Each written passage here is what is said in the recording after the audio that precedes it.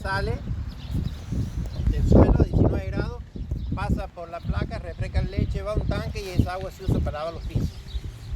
El agua de que sería el residuo de la placa se usa para lavar los pisos.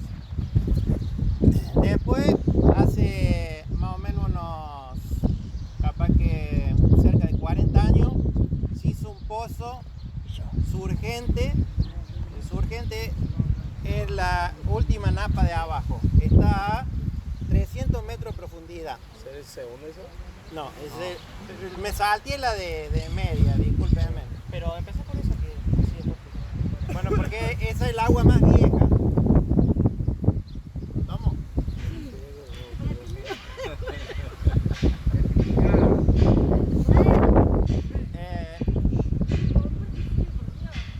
Por favor. Se hizo el pozo ese a esa profundidad, el agua surge sola. Surge de los 300 metros y tiene una presión bastante aceptable que sale en todas las canillas que usamos. Es el agua que usamos para tomar en las casas, el agua que se usa en parte para los animales y para todo lo que es limpieza de tambo, limpieza de lavado de ordeñadora, todo lo que es, porque es el mejor agua que tenemos. Esa agua está puesta con un caño de 300 metros y sale para arriba sola. Después la de semisumergente, que se llama, es un pozo que está hecho a 150 metros de profundidad y de los 150 metros, por una camisa de 4 pulgadas, el agua sube para arriba sola por ese caño hasta 12 metros abajo tierra. De 12 metros abajo tierra hay que poner una bomba y chuparla para que salga hasta la superficie. Sumergible. Sumergible. Todas las bombas son sumergibles. En el primer agua es lo mismo. La semisumergente sube hasta la misma altura de la primera agua. Camisa sería un caño plástico como esos blancos que vemos De en casa, de PVC. PVC. Eso se pone hasta abajo. Entonces el agua viene por ahí, por ese caño de 10 centímetros hasta 12 metros. Y de ahí, desde la superficie para abajo, se baja una bomba a esa profundidad ante el agua y de ahí se chupa para arriba. No sé si lo dijo, pero ¿dónde se encuentran los pozos? ¿Los qué? Los pozos. ¿A dónde está? Los pozos, el surgente está ahí, bueno, al otro lado donde está la pala mecánica esa, un poquito más adelante. En el ombú. Sí, en el ombú. Otro está el semisurgente está entre el galpón de las vacas allá y los silos. Y el otro de primer agua está al lado del tambo. Al lado del tambo. ¿Para qué se usa la...? Yo no me acuerdo bien de qué, pero yo tenía, no sé si creo que 10, 12 años, así que debe ser que 40 años. ¿Para qué se usa el segundo agua? El segundo agua lo hicimos porque el agua surgente no nos alcanza para darle de tomar a todos los animales. A medida que fue creando cantidad de animales, no alcanzaba esa agua. Entonces tuvimos que hacer un semisurgente que también la calidad es inferior que la surgente, pero mejor que la primera agua. Entonces se mezclan esas dos aguas y se da para los animales. El surgente sale en 4.000 litros por hora, nada más. No saca. El semisurgente depende de la bomba, pero está dando 12.000 litros por hora más o menos. La del surgente es 24 grados. La de semisurgente es más o menos 21, 22 grados y la primera agua sale 19 grados. En invierno el agua de surgente, cuando uno la tira así al ratito, que sale ya bien de abajo, sale humito. Se nota bien la temperatura. ¿Al agua del pozo surgente le hacen algún tratamiento? No, ningún agua le hacemos. Es únicamente la que se usa en tambos y se le pone cloro. Se hace clorada para la limpieza de todos los maquinarias. Bueno, Le hacen sí.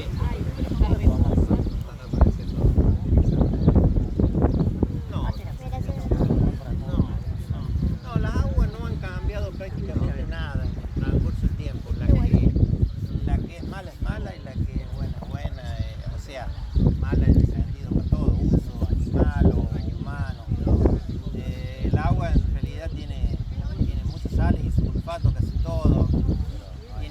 arsénico también. Restos orgánicos.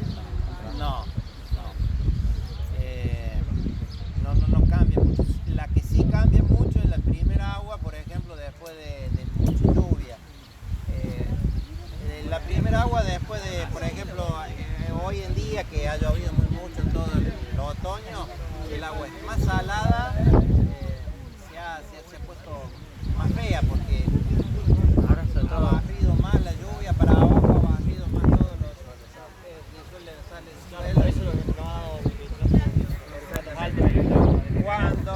cuando pasa mucho tiempo sin llover, que la napa es baja y que ya no se lava tanto la tierra, se empieza a poner más dulce, se mejora. El agua, la primera agua o que es la napa cambia mucho dependiendo de la lluvia. Y corre más o menos en esta dirección, lo mismo que los bajos naturales, corre así porque el este está allá, el oeste cuando se hizo el surgente, mi papá dice, yo le digo que eso lo vio en Bonanza, dice que había venido a hacer el surgente, la empresa había traído como un palito, con una varita que se fijaba en el coso. Yo digo que no sé, habrá sido otra cosa, pero eso sí, miraban porque dicen cada 200 metros hay un río de ese subterráneo de surgente. O sea que no es que pueden hacer un pozo acá o tienen que ver dónde está el río, ahí dio justo allá en aquella parte y lo hicieron. La posibilidad de que salga agua es un 80%, hay un 20% de posibilidades que el surgente no dé agua. Hay una posibilidad. Acá todos los que hicieron, todos dieron agua. Lo que usted cuenta, Vicente me lo contaba y le decía yo que bueno, cuando éramos jóvenes, Gustavo, veíamos una serie que se llamaba El Gran Chaparrón. Y había un Manolito Montoya que era uno de los principales protagonistas, buscaban en ese páramo desértico de México donde estaba el Gran Chaparral, buscaban agua con una horqueta de... Claro. Entonces cuando él me lo contaba yo me acordaba de la anécdota. ¿Cómo es el proceso este? El proceso este es pasar de soja, poroto, en grano que está en un kilo ahí afuera. Viene por ese chimanguito que ven a ustedes ahí rojo, cae al tanquecito, ese tolva que está ahí arriba, la soja, y pasa por la máquina. La máquina se llama una prensa. La prensa funciona que tiene un sinfín adentro y todo con unos arandelas que se llaman strudel, que están uno pegado al otro y tienen toda una fisurita. La va apretando y calentando a más o menos 70-80 grados. El calor y la presión hace que salga el aceite. El aceite cae para abajo, a una tierra. que si ustedes ven algunos son los tanques, ese tanquecito azul, ese tambor azul. Ahí cae el aceite. El expeller, que sería el expeller de soja, sale por la punta y este chimango la pone acá. Esto es comida a las vacas, expeller. Esto sirve para alimentar a la vaca de tambo y la recría y todo. O sea que nosotros tenemos dos productos acá. De la soja salen dos productos. Esta que es comida a la vaca y otra que es el aceite. ¿El aceite para qué sirve? Para hacer biodiesel. Así que una vez que tenemos el aceite, por un lado esto viene acá, la pala mecánica esta que están allá afuera, vienen, la cargan y la cargan en el mixer ese verde grande que han visto por ahí. Que es el carro que mezcla la comida. Eso se mezcla la comida y va para las vacas. El aceite por medio de decantación, el aceite por medio de decantación va pasando por unos tambores ahí hasta afuera. Y de ahí va a unos tanques. ¿La decantación para qué sirve? Sirve para sacarle toda esa borra que ustedes ven ahí arriba. Esa borra sale junto con el aceite. La borra es pedacito de soja finito que se vuelve a pasar por la máquina y después ya sale el expeller otra vez y aceite. Como una segunda pasada. Una segunda pasada. El aceite después ya de acá pasa unos tanques de afuera que después vamos a ir a ver. Decirle un poco de número de producción. De consumo de soja y... De 100 kilos de soja sale 11 litros de aceite y 89 kilos de expeller. Esa es la proporción que tiene. ¿Y por día cuántos kilos de soja se usan? El expeller lo usan todo completo en el campo. Sí. Todo, tanto el aceite como 90 Para el tambo y el feedlot. La producción son más o menos unos 2.500 a 3.000 kilos de expeller por día. Y de aceite son unos 350 litros de aceite por día.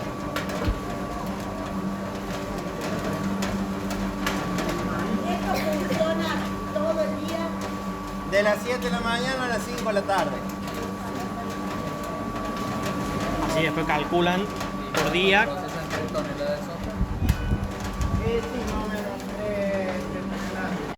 Muy importante. Claro, Que porque son mejor. las raíces, hay algunas, fíjense en hasta a veces las cuestiones que hay que ver.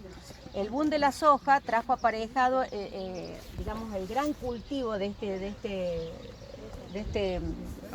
oleaginosa, pero ¿qué pasó? Eso significaba que esta planta requiere muchísima agua. Para eso la gente hizo, para que toda la planta concentrara la cantidad de agua, muchos sacaron todas las plantas que tenían en los campos. Trillaron todo.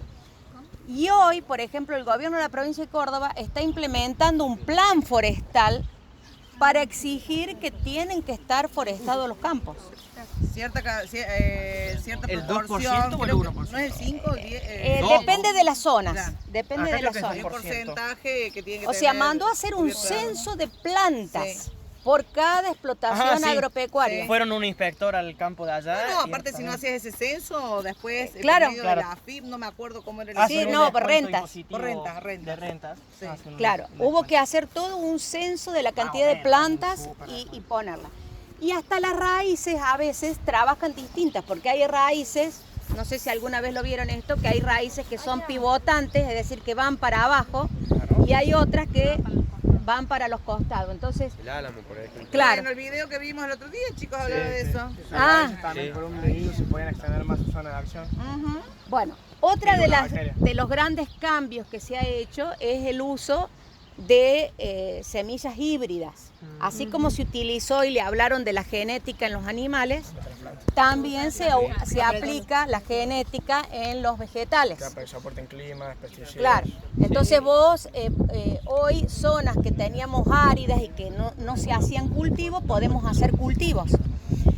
Si uno quiere que el cultivo desarrolle más el grano, vamos a tener experiencias que hacen los distintos semilleros. Los semilleros son las empresas que se dedican a vender las semillas, como son Cargill o Monsanto, o bueno, Nidera, son las empresas, Don Mario, son empresas que se dedican a hacer genética con la semilla y después venden la semilla. Con el método CRISPR. Y ahí Claro, interviene en la realidad biotecnología. ingeniería genética, que por ejemplo nosotros usamos el maíz BT y la soja RR. La soja RR es la que está modificada para ser resistente al glifosato, que es un herbicida que antes se utilizaba muchísimo y que ahora no se utiliza tanto, nosotros no lo utilizamos tanto ya que hay muchos mejores y nuevos de calidad. Además, re tóxico eso. Claro. Ser A humano. ver, En realidad no. mira, Marti, ¿qué casualmente dijiste, el BT? año pasado habíamos maíz hecho un BT y café soja RR. con El un BT es lo grupo mismo de que los soja chicos de RR. sexto. Sí. Parecido. Y donde vinieron distintos ingenieros agrónomos y el glifosato no es tan No es complicado nocivo. si se aplica como corresponde. Claro, no, y además Como toda tecnología, va. Exacto. los O fungicidas sea, y los tiene su herbicidas- riesgo, pero no es como tampoco Claro. lo ponen. Esto es lo que yo les comentaba a veces de los grupos que surgen, de lo que es ecologistas, de lo que son ambientalistas y de lo que son económicos. Tal cual. Sí, Es lo- decir, son distintas formas de pensamiento que se contraponen. El economista va a mirar los pesos únicamente. Claro. El ecologista te va a decir volvamos a la época de la prehistoria, que es retroceder todos los avances que hemos hecho. Además, Y el ambientalista va a tratar de Buscar. consensuar en un término medio. Ahora, no podemos volver para atrás.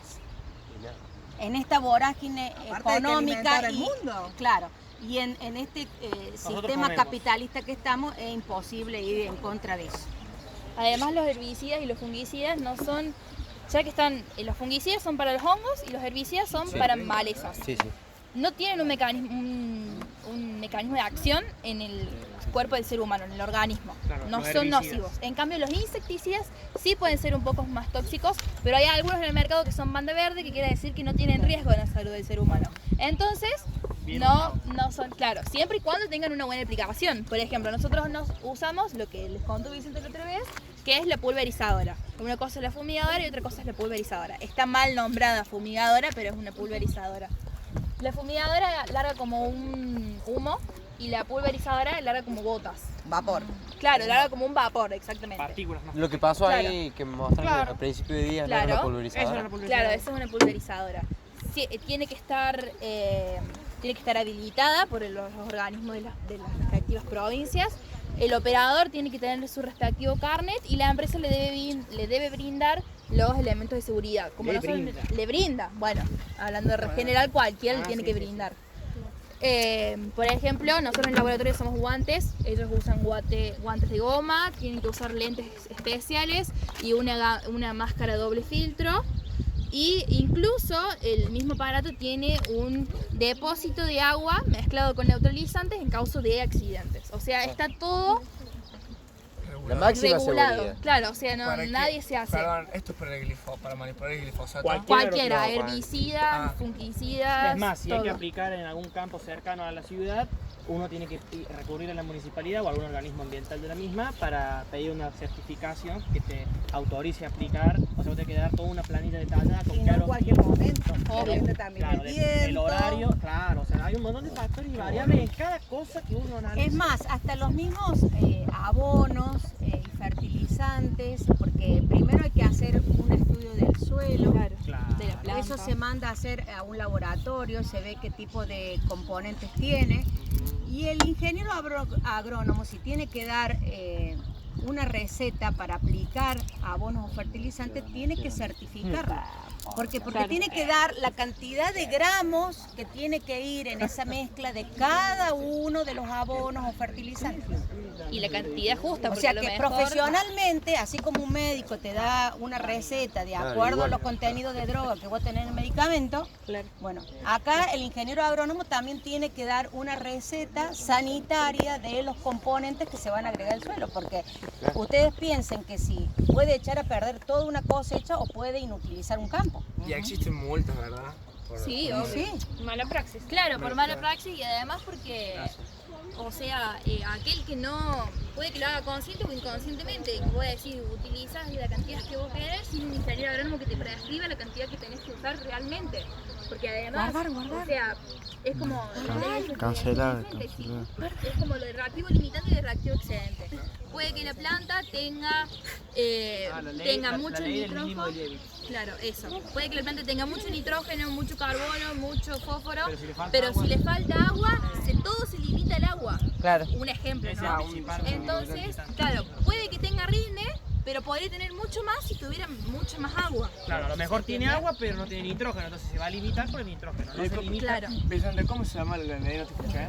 La ley del mínimo de nieve. Ya la voy a explicar después cuando Bueno, vaya. después incluso, por eso yo le hacía esta explicación y le decía, ahora, una persona hasta que maneja una sembradora, una cosechadora, un tractor, tiene que tener conocimiento de lo que hace. Porque no es subirse y manejar y ir y venir con una máquina. ¿Sí?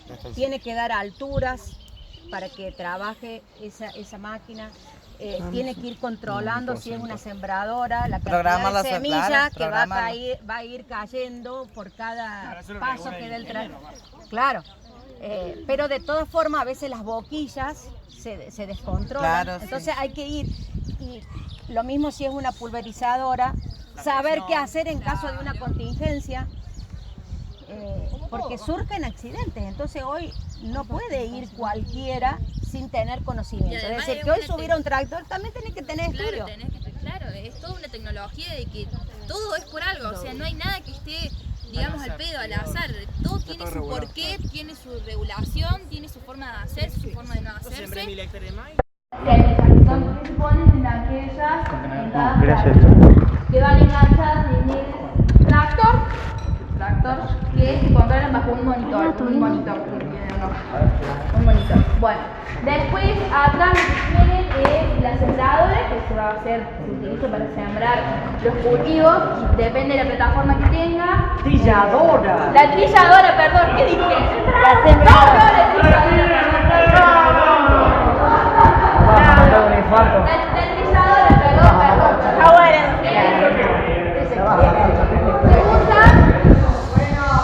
Se usa para trizar. Bien, para. Bueno, ahí. Ahí está. Bueno, a ver, bueno. La trilla se hace Yo arranco primero. Después para sigo. recolectar los granos una vez que el cultivo ya está listo, se trilla. Claro. No hay muy más bien. explicación Bueno, para eso. Bueno, vamos a arrancar. Esta sembradora Macri Cucinelli tiene 16 líneas. Esta es una sembradora de siembra directa. Vamos a hablar Bueno, de siembra directa. explícale lo que es la siembra directa. Claro, eso que Bueno, la siembra directa se empieza a hacer una vez que se dejan de hacer las labores manuales, es decir, de que no hay, digamos, personas que vayan sembrando. Labores o sea. Claro, el labor. Y se empieza a sembrar directamente, sí. A partir de la siembra directa también viene el uso de agroquímicos, pero eso ya después es otra cosa. Eso no es más cosas, o sea, Bueno, empieza... A ver, la siembra directa, ¿qué pasa? Antes, ¿qué hacían? Antes pasaban la doble acción, el arado. Se movía la tierra, se movía un horizonte del suelo de aproximadamente 20, 30 centímetros que se daba vuelta. ¿Y eso qué produce? Eso produce una mineralización del carbono, es decir, se rompen los enlaces de la materia orgánica provocando una rápida disponibilidad de carbono, de nitrógeno y de fósforo que hace creer al productor en ese momento que el suelo era muy fértil. Pero eso, o sea, tras sucesivas rotulaciones, es decir, tras sucesivas pasadas del arado, se consumían aún más carbono, aún más nitrógeno, hasta que en un momento se agotaba. Y cuando empezaron a ver que producían menos, dijeron, ¿qué pasó? Bueno, la explicación técnica era que se había agotado el suelo, entonces la única forma de... seguían produciendo, pero cada vez menos. Entonces, para que volviera a tener un rinde acorde a lo que producía antes, tuvieron que recurrir a otras técnicas y a la fertilización artificial, que actualmente se utiliza urea, que es un agregado que aporta nitrógeno. Exactamente. Ahora también han surgido otros nuevos que agregan fósforo mezclado con nitrógeno. La profe Rosita comercializa. A un precio. Claro, ahora directamente, antes que hacían, movían la tierra y ponían la semilla. Ahora no se mueve la tierra porque provoca una arruina los suelos directamente, porque eso es lo que hace. Y es más, facilita la erosión muy bien, excelente, porque facilita la erosión, es un facilitante de la erosión del suelo, por lluvia, por viento, por lo que sea. En cambio, la siembra directa no mueve el perfil del suelo, apenas hace el espacio suficiente para que el grano caiga y germine. ¿Eso qué hace? Que no se erosione porque no altera el rastrojo que hay arriba del suelo, no lo altera, queda ahí. ¿Y eso qué hace? Facilita, conserva la humedad, conserva la materia orgánica y conserva los nutrientes. Ahí está. ¿Saben lo que es el rastrojo? No. Cuando cosechan, Igual es mucho más preciso la siembra directa. cuando trillan, Y vos haces 3 cosas en una. Pero es mucho más, se puede ver, mucho más precisa. Es más porque la otra eficiente. más eficiente. bueno, entonces ¿qué? Prendí el tractor. No, ¿qué pasa? Cuando trillan, se separa el grano de la pasta. Entonces, la planta, el desecho, cae, queda abajo, que lo tira la máquina por detrás. Ya lo vamos a ver. Y almacena la tolva de arriba, la cosechadora, almacena arriba el grano. Y después, por un tubo con un sinfín, descarga. Entonces, el rastrojo es lo que queda. Y eso, ¿qué hace? Es como si nosotros en el patio, cuando vemos que hay tierra sola, está seca. Y si hay arriba hay pasto, hay algún tipo de cobertura, y lo movemos, encontramos humedad. Si hay... Claro, exactamente.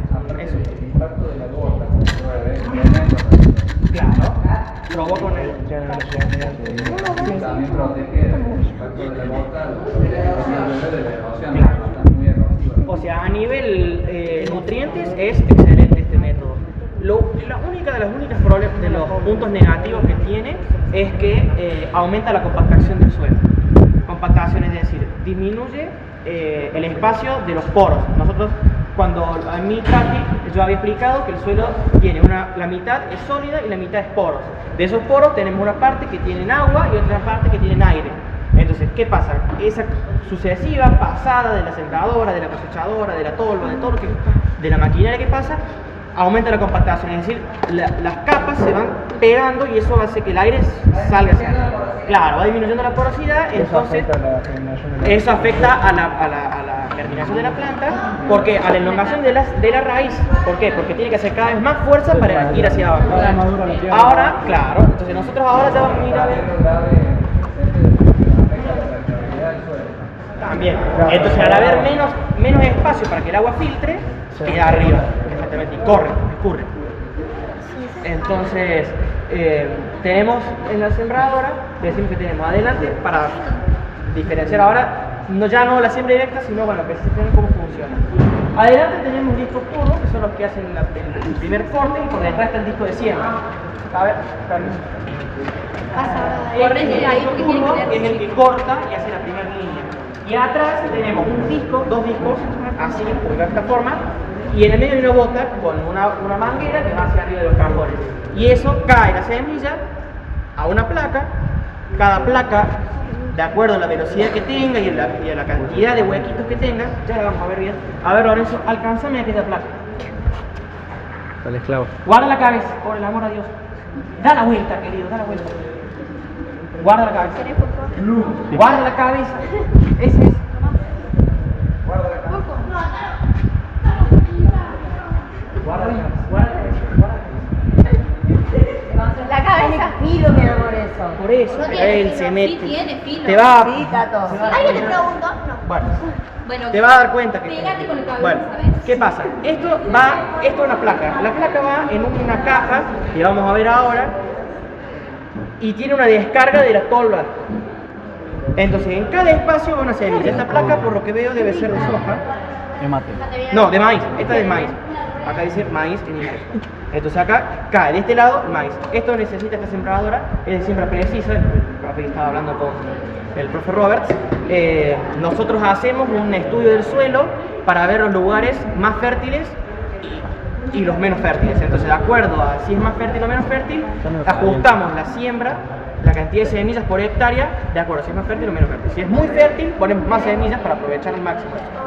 Y ponemos a su vez más fertilizante. Y donde es más fiero, es a lo mejor más arenoso o alguna cuestión que tenga que ver con la textura del suelo, disminuimos la cantidad de fertilizante porque si hay un gasto innecesario. Y por ejemplo el pH de la tierra acá. Ah, bueno, el pH es un tema excelente. Gracias por recordármelo. Sí, sí, guarda la cabeza. Cuida la cabeza. Guarda la cabeza. La cabeza. Entonces, ¿La cabeza? el suelo tiene una condición extraordinaria para conservar su pH. Cuando nosotros fertilizamos con urea y llueve, durante los primeros días, desde que se disuelve ese grano de urea, que ahora lo vamos a ir a ver, automáticamente se acidifica el medio, el suelo se acidifica temporalmente unos días, hasta que después solo el suelo vuelve a su estado natural. Si naturalmente el pH es 6,5, va a perdurar en 6,5. Puede estar unos días más ácido, 5 ponele, pero tiende A volver. mediante la liberación o captura de hidrogeniones a mantenerse estable.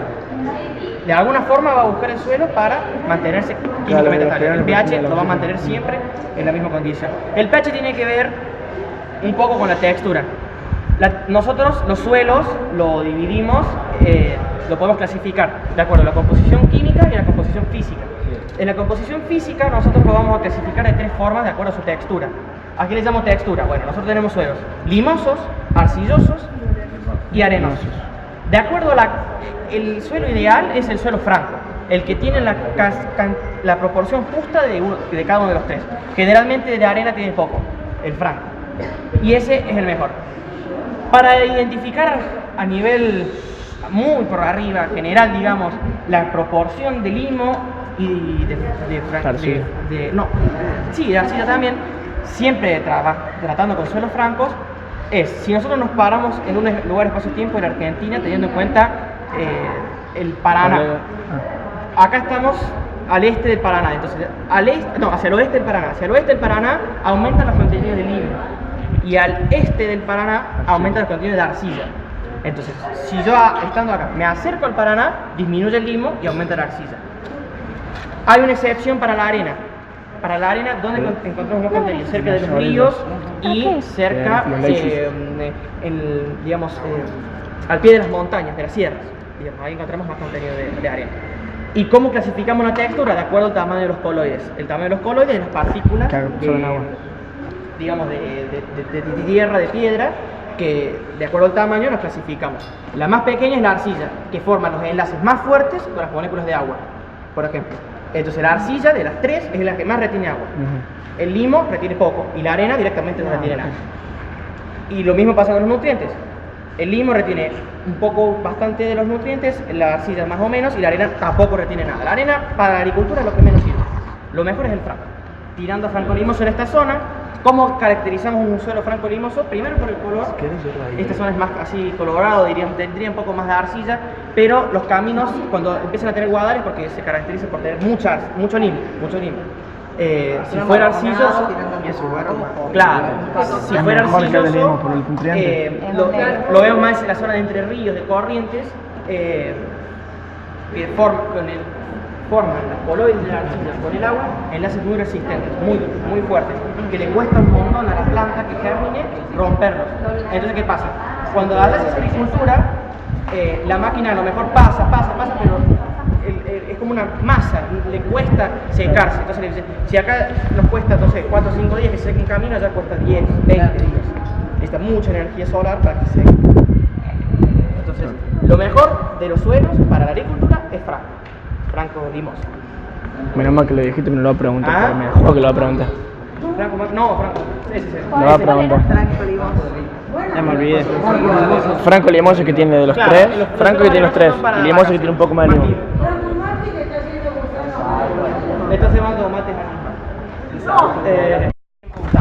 ahora lo usamos de depósito de agroquímicos, de semillas y de aceites. Todo eso se ubica acá. ¿Se puede tomar? Ah, ¿qué? No, les pide que se bajen abajo.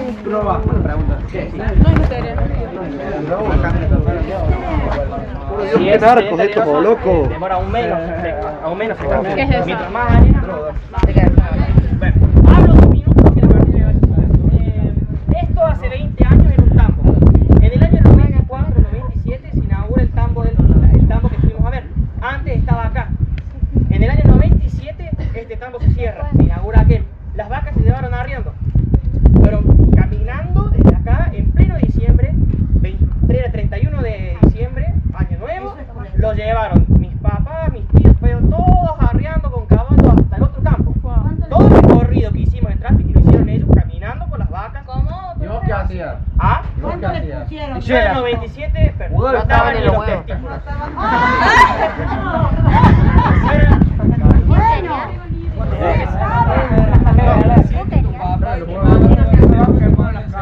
No iban a las pruebas. ¿Cuánto van a llevar? Bueno, cuando se cierra. haciendo pruebas para saber si después la serías vos. Mamá se estudió matemática, se escapaba de la escuela, faltaba y se iba a estudiar matemática a la casa de tu abuelo ahí. Entonces, bueno. Eso puede ir en la parte de historia familiar En esa época no estaban los testículos y tú Del casco histórico. Bueno, en el año 97, bueno, se cierra este tambo, se abre aquí. Acá quedan nomás las vaquillonas. Donde está la casa ahora, todos eran corrales. Poste, alambre, era un desastre. Después cuando mi papá quedó allá antes todo esto, no había nada acá. No estaba ese galpón, todo esto estaba en el otro campo. En el otro, todo estaba concentrado. Y convivían la agricultura con el tambo, mi papá y su hermano más grande, el más chico y el más grande, en el mismo campo. Se pelearon un día, dijeron yo me voy para un lado, en la misma empresa, pero yo me voy a otro campo. Entonces mi papá se instala acá y empieza a hacer todas las reformas y no quedó un animal acá. Y mi papá dice, nunca más voy a poner una vaca. Cuando vieron que no era negocio hacer el maíz, deciden poner el feedback. Y eso ya es otra historia. Martina cuenta ahora lo de la... Lo de transgénicos y lo agroquímicos. que está atrás mío dejó de ser un tambo y es un depósito de agroquímicos. Los agroquímicos que se usan se clasifican en tres. Los herbicidas, que matan malezas, malas malezas. Los fungicidas, que son los que combaten los hongos. Y los insecticidas, que combaten insectos. Antes era muy utilizado como herbicida el glifosato, pero eso ya se los había dicho, pero ahora se deja de usar ya que hay muchos herbicidas nuevos, mejores, y capaz se usaban en mucha cantidad, pero ya ahora no. Bueno, es menos negativo usar herbicidas que, como le dijo Vicente, usar doble acciones o rastras, ya que por la mineralización de carbono. Para utilizar cualquier tipo de agroquímico se necesita una pulverizadora, la cual debe estar certificada por los organismos de la provincia.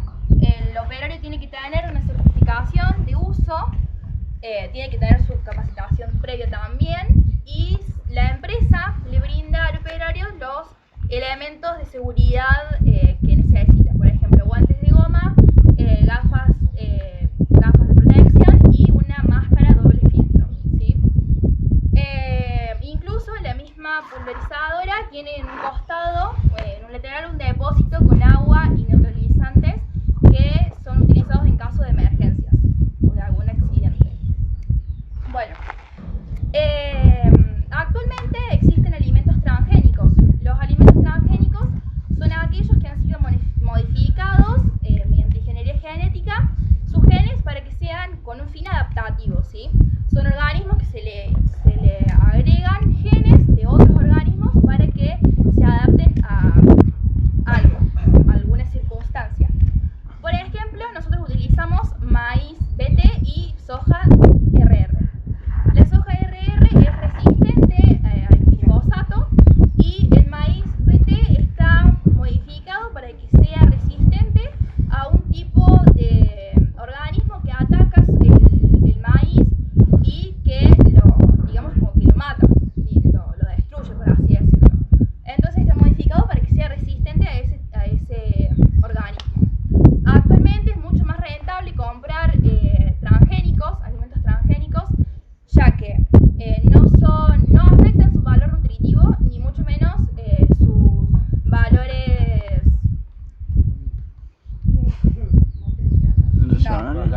tiene otro nombre. Organolépticos, que era lo que le decía yo el otro día. No afectan ni su olor, ni su color, ni su sabor, ni su presencia.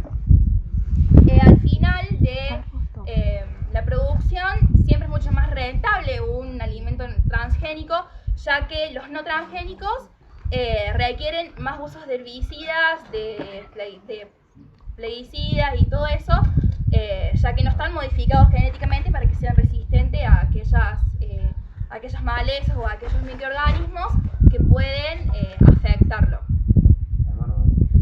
La forma en que se utilizan los insecticidas es por absorción o por contacto, o por absorción era, claro, que era cuando el insecto entraba en contacto con se fumiga, digamos, se pulveriza el cultivo y la planta lo absorbe y el insecto entra en contacto y unos minutos después es que muere. Para la absorción, primero el insecto tiene que consumir el cultivo fertilizado para que luego inmediatamente muera, ¿sí? ¿Qué más? ¿Cuáles son los insectos más comunes? La plaga, digamos. Eso no me lo dijiste. Chinche. La chinche. La isoca es un gusanito de la soja. El gusanito de la soja. El pulgón, el chinche. No. Ajá. Mira vos, por eso juego. Siempre transgénicos. Era una acotación de la historia. Por ejemplo, cuando yo era joven, tenía adolescente, también, salir a una ruta argentina, por ejemplo, era muy común, cada 100 kilómetros tenemos que bajarnos y sopletear el radiador de los autos porque había muchísima mariposita blanca. Sí. Y bueno, esa mariposita blanca cuando se reproduce en realidad lo hacía en el campo y es la isoca. Claro, el gusano en isoca. El gusano en su fase larval y entonces, bueno, evidentemente ahora El arroyito. En el verano puede ser. En el verano sí. pero no la cantidad. En el pueblo no hay, en el campo está lleno. Bueno, y si ustedes, por ejemplo, iban hace unos 30 años atrás a la Tordilla, era impresionante la cantidad de Juanita que había. Ahora creo que no estaba ni los huevos.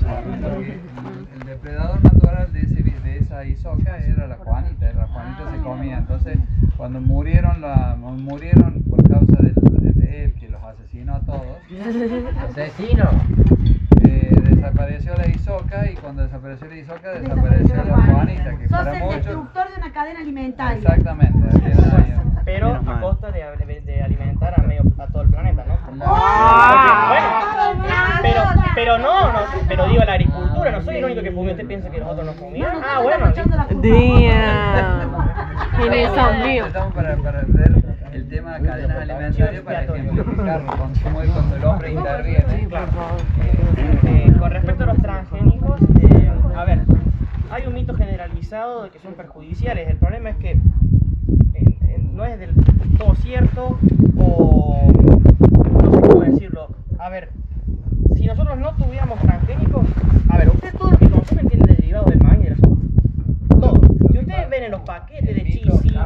El mito viene por un concepto biológico y genético de que existen en biología lo que se llaman los genes saltarines. Es decir, hay genes que están en una especie que pueden entrar en otra especie y básicamente producir una alteración genética en el que lo recibe.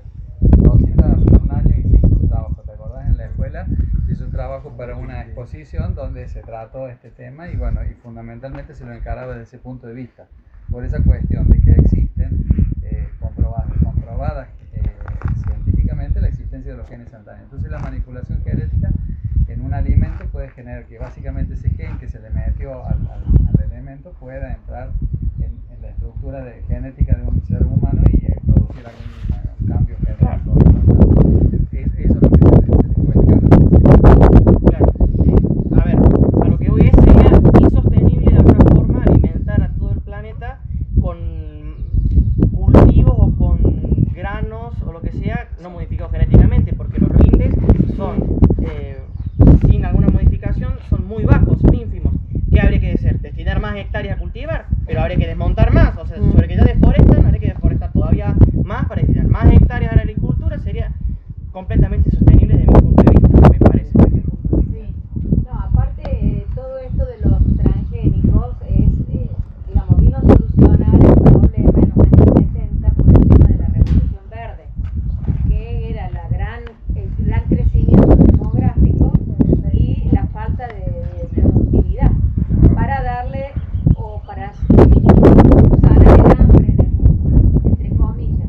Y claro, un maíz En realidad surgió la Revolución Verde y el hambre sigue existiendo, porque hay una mala distribución. Ese es otro tema. Claro.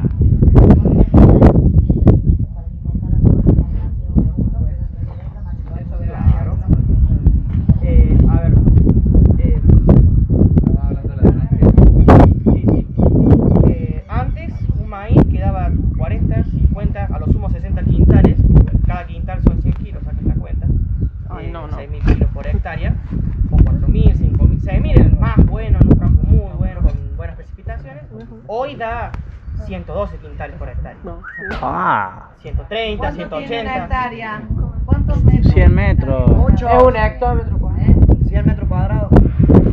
una cuadra. 100%. 100 metros cuadrados. 1000 kilómetros. 10.000 metros cuadrados. 100% sería una cuadra.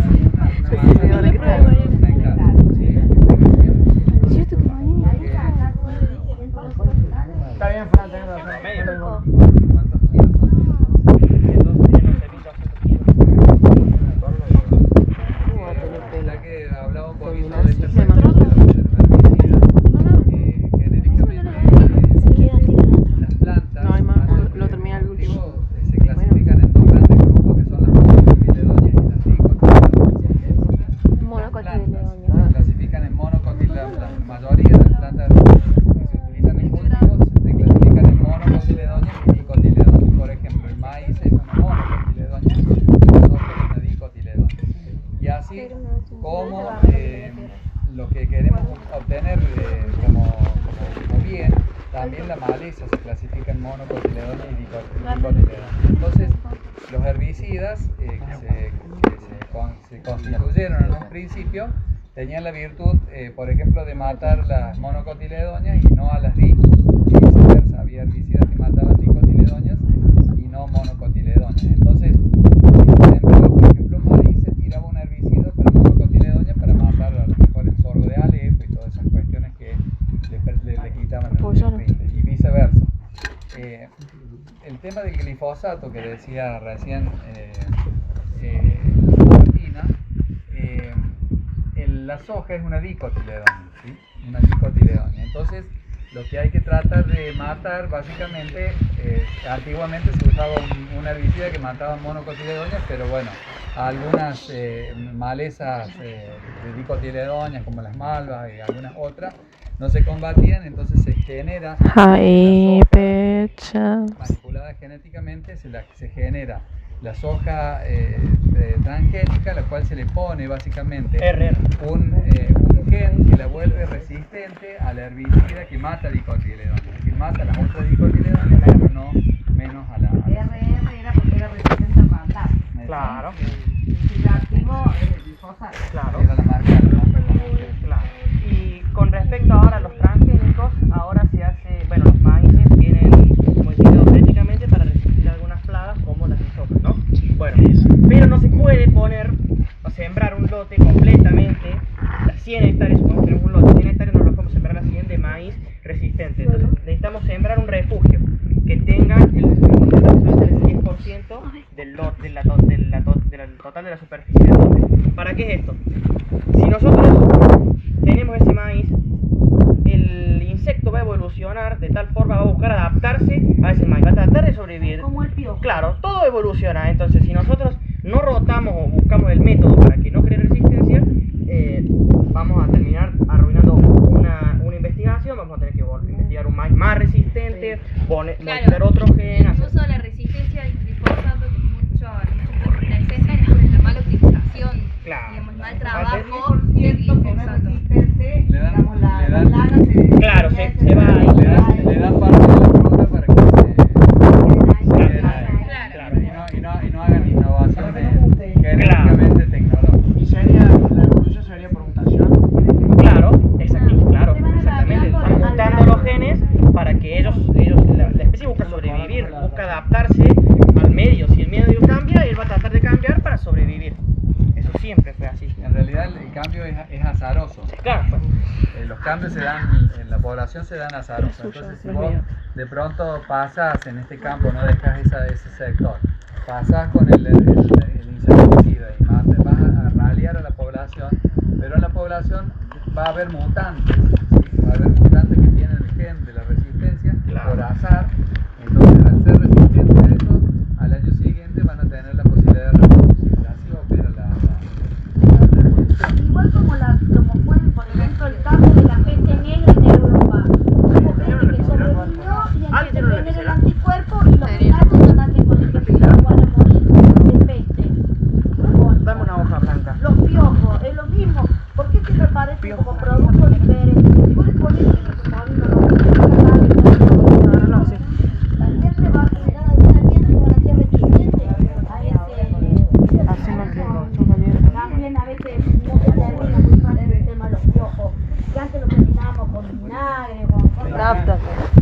No, sí, querosén era. Mi mamá se ponía con radio. A mí me ponía querosén la mami y resolvió el problema. Después prendí un fósforo, no sé.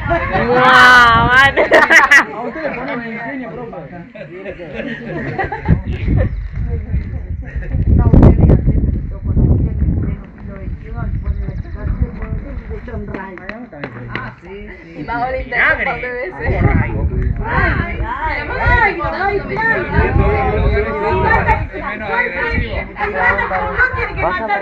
El RAID es había hablado Martina que el insecticida es mucho más es más nocivo que un herbicida, porque el herbicida y el fungicida no tiene mecanismo de acción en el ser humano. Exactamente. O sea, no encuentra dónde si uno toma un trago de glifosato puro, de glifosato en agua, capaz que se muera.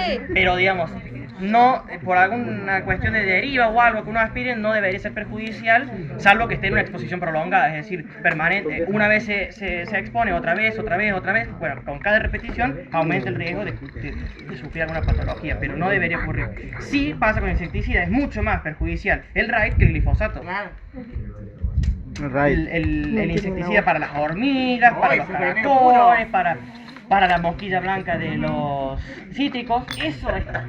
Pero sí, te mata. Bueno, ahora vamos a ver sobre los insecticidas, cómo funciona y cómo pasó el tema de la resistencia. Vamos a tomar en cuenta una plaga cualquiera, vamos a llamarla X, y vamos a representarla a la población total en una campana de Gauss. El 99% que es esta parte no es resistente a nada. La fumigamos, la matamos. El 99% se muere. Y el 1%, acá veis, ¿se ve? A la sombra. El 1% que queda vivo, acá queda un 1%. Pero yo te tengo y vos lo explicás. Queda un 1%. Ahí se ve. Queda un 1% vivo que fue resistente, como dice el profe Robert.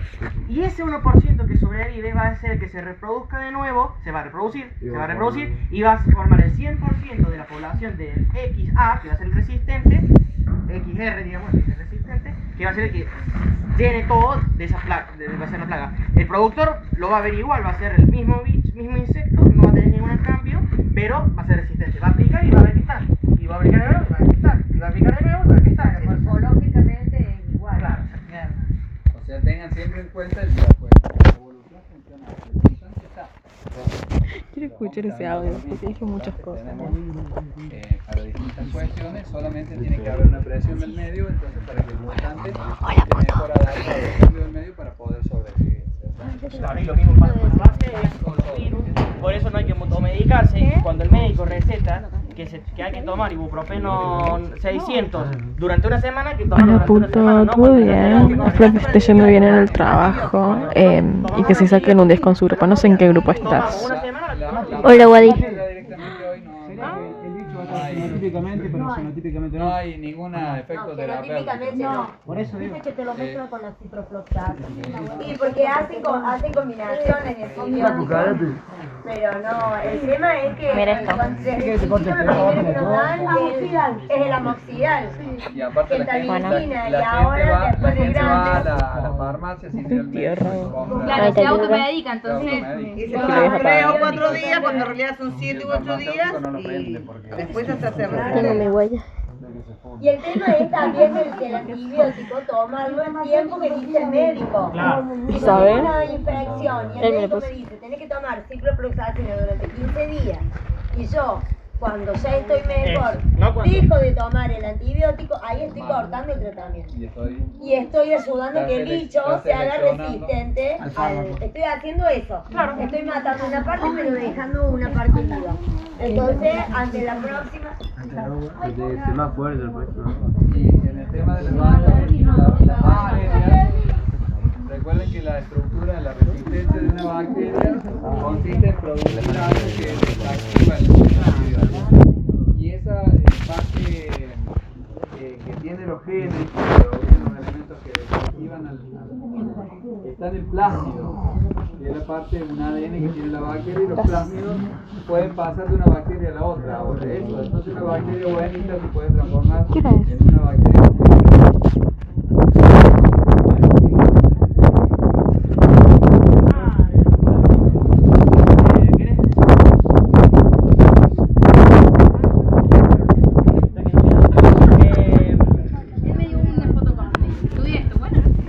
Bueno, vas a explicar lo que no sabes, no voy a explicar nada. Hoy estudio por favor.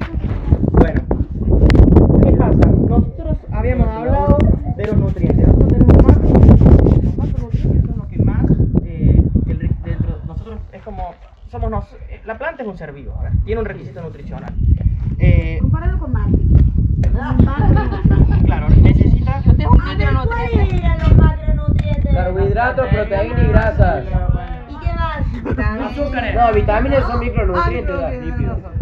Ya está, grasas. Hidratos de carbono, lípidos, proteínas. Grasas. No, y lípidos y grasas es lo mismo. ¿Y qué más es de macronutrientes? Azúcares. Es lo mismo. Azúcar. Fibra. Carbohidratos, proteína y qué otro. Fibra. ¿Qué vas a contar tú? Colesterol, no sé. Fibra no la podemos El agua, chicos. Tiene muchos macronutrientes. Pero ¿cuáles eran los carbohidratos? Vitaminas, minerales. Yo sabía que iba a hacer algo, mira, no lo vi, pero mira. ¿Tú tenés iPhone con una? No hice nada. Ahí lo entendió, usted un macrófono. Bueno, entonces la planta tiene como macronutrientes ¿a qué? Al nitrógeno, al fósforo, al azufre, parcialmente, la materia orgánica y al agua. Macro. Dije macro. Y micro tenemos al potasio, al bario, al zinc, al calcio, al magnesio y al sodio. Hay otros, pero principalmente. Entonces, de acuerdo a lo que nosotros queremos producir, va a tener un requisito nutricional. Hay una tabla que estima aproximadamente cada 100 kilos de producción de tal cereal cuántos kilos necesita de cada nutriente. Generalmente lo que más se consume es nitrógeno y fósforo y agua, obviamente. Entonces, por más que y como acá volvemos a lo que había hablado yo de la ley del mínimo de Liebig, que esto es como una reacción química, se ajusta al limitante. Entonces, si el limitante es el agua, por más que haya un excedente o haya lo justo de nitrógeno, de fósforo, de lo que sea, si no hay agua, la planta no nace. Y lo mismo pasa si hubiera agua, pero no hay nitrógeno, se limita al nitrógeno. Entonces va a desarrollarse hasta que haya nitrógeno disponible. Cuando no haya más nitrógeno, hasta ahí. Yo como que no importa que siga, yo no ya me veo. Sí, bueno, total, usted da historia. No me lo explique porque me lo voy a olvidar. A mí me gusta recordar las cosas. Es la tercera vez que vengo. Yo lo que noto que usted cada año sabe más. Porque leo, no me quedo sentado. Bien, aprendan. A ver, la ciencia es dinámica y hay que permanecer avanza. ir leyendo. Que casi que luego propediste. Y es como la medicina. Bueno, por eso me duele. es el que sigue ahora. Bueno, y ahora lo que viene el profe Roberto de la soja. La soja tiene un requisito nutricional de nitrógeno muy alto. Entonces, nosotros recordamos la composición química de la atmósfera, profe. Oxígeno. ¿Cuánto porcentaje? 80%. 21%. Nosotros tenemos en la atmósfera una disponibilidad tremenda de nitrógeno. 21%. ¿Cuánto? 71. La atmósfera 21.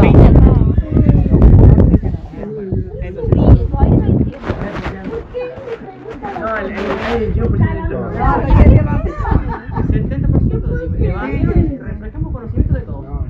Bueno, entonces, el nitrógeno mío el 70% de la atmósfera es nitrógeno, habíamos dicho. Entonces tenemos que la soja tiene un requisito nutricional de nitrógeno muy alto.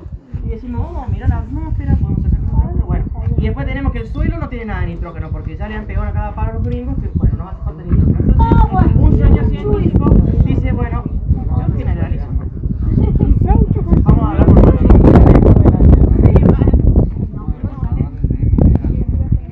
Claro. Y de vacas. Poco. De patio. ¿Qué pasó? Hay nitrógeno en el suelo, pero un poco menos. Entonces dijeron, bueno, vamos a desarrollar el método para que la planta fije nitrógeno. Entonces dijeron, bueno, vamos a desarrollar un inoculante con bacterias que van a generar unos nódulos en las raíces que van a tomar el nitrógeno de la atmósfera y la van a fijar en el suelo. Entonces, claro, entonces después por el nitrógeno no. Claro,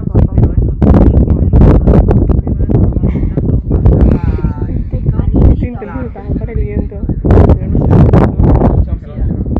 No sé dónde tiene.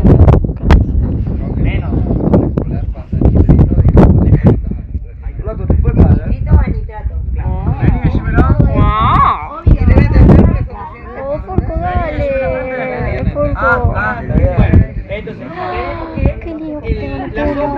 puede fijar nitrógeno, pero tenemos también la contracara, algo que no fija nitrógeno mucho. El maíz es una fuente de materia orgánica muy importante, es fundamental al suelo, aporta un montón de materia orgánica. ¿Por qué? Porque tiene un desarrollo radicular muy importante. Claro, entonces esas raíces quedan. Y después, cuando la planta se cosecha, la raíz queda y se descompone, y eso es materia orgánica para el suelo. Por eso la rotación de cultivo. Claro. Entonces, la rotación sí tiene que ver un poco con eso, un poco también por la cobertura. Sí, por las distintas... Claro. No, bueno, pero condiciones nutricionales de cada cultivo. Claro, porque si no, todo absorbe el maíz no te va a absorber tanto el nitrógeno como te va a absorber el otro. Creo que hay un error que este año yo me confundí con una explicación que dio la profesora Bay de los suelos, que es mejor que las raíces se elonguen hacia abajo. O sea, está bien, tiene que elongarse porque no de dónde sacar el agua. Pero el problema es que si se elongan en profundidad los cultivos, eso quiere decir que arriba no están encontrando los nutrientes que los requieren. Entonces están gastando energía que podrían gastar para concentrar en el grano o en la planta, la están gastando. Ese es el particular, sí. Las partículas se disuelven entre el agua, normalmente son procesos exotérmicos, pero en este es el caso excepcional,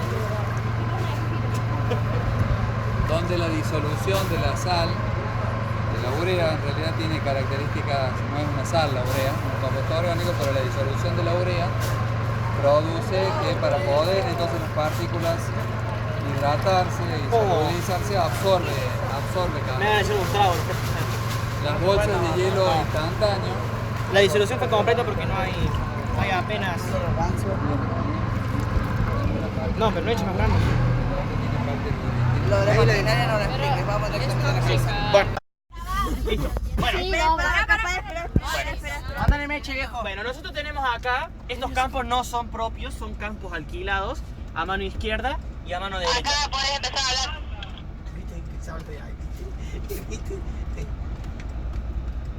Doy una introducción breve por acá y después voy allá. A mano izquierda tenemos campos alquilados y a mano derecha también. A su mano izquierda tenemos el campo de Beltramone y a su mano derecha tenemos otro pedazo del campo de Beltramone. Son todos campos alquilados por los algarrobos grandes. No son propios, son alquilados. Como son campos sumamente fieros, por minimizar los epítetos para con ellos, le decimos que son moderadamente fieros, pero son pésimos. Por ende, los hemos dedicado a la producción ganadera. Nosotros tenemos un rodeo de vacas de cría, que son vacas de la raza Braford. Había...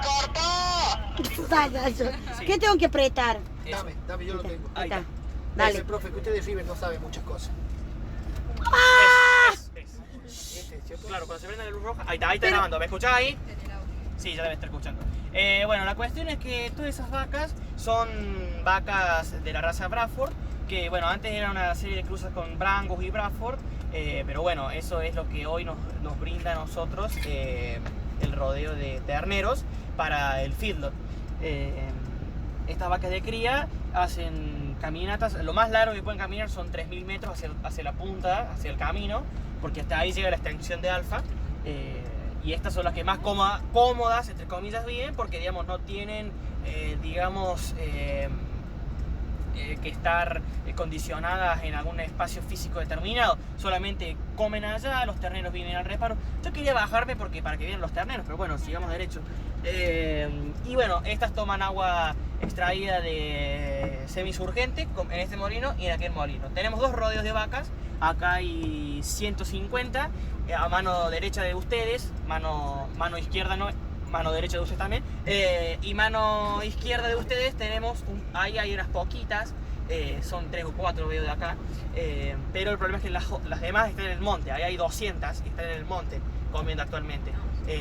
Esas son las que más felices. Esas son de Santiago del Estero, pero no las podemos mezclar con las de Córdoba porque tienen tratamientos sanitarios distintos.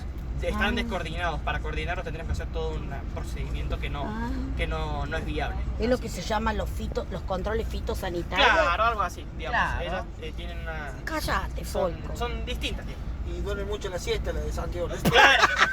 Santiago del Estero. Esas estaban en el campo que teníamos antes. Por eso quiero corregir algo que dice el resumen de Rosita y que es erróneo. No tenemos más el campo de Santiago. Eso se vendió el año pasado para pagar la deuda del banco. No está mal ese campo. Ay, Dios, qué pobre. Ahí está. ¿Listo? Preguntale si Seguimos viaje. ¿Teniste algo, Martina? Ah, la puta. ¡Epa!